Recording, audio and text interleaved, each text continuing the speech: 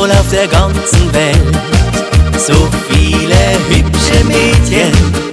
Mit offenen Augen sieht man sie, nicht nur bei uns im Städtchen. In Frankreich, Holland, Belgien, es gibt sie überall. Doch wenn ich durch die Heimat fahr, dann denk ich jedes Mal: die Madeln aus Österreich machen Männer Herzen weich. Sie sind so lieb und mit ihrem Schwung hauen sie die stärksten Burschen um. Die Madeln aus Österreich, wenn man sie sieht, weiß jeder gleich, ob in Jeans oder Dirndlgewand, sie sind die Perlen aus dem Alpenland.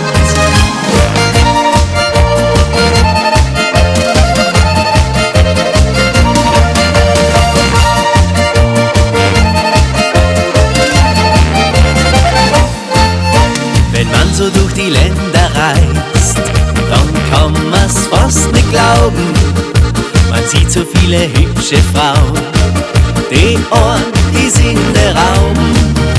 In Deutschland, Schweden und der Schweiz, doch ich bin mir im Klaren, dass man die allerliebsten trifft, braucht man nicht weit zu fahren.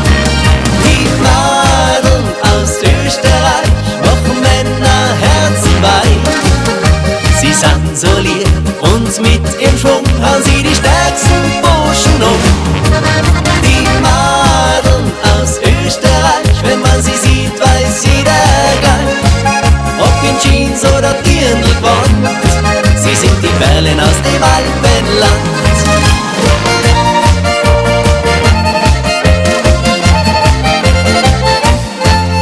Sie sind was ganz Besonderes, wild wie der Gipfelwind, doch zart und anschmiegsam, wenn die Liebe ihr Vertrauen gewinnt.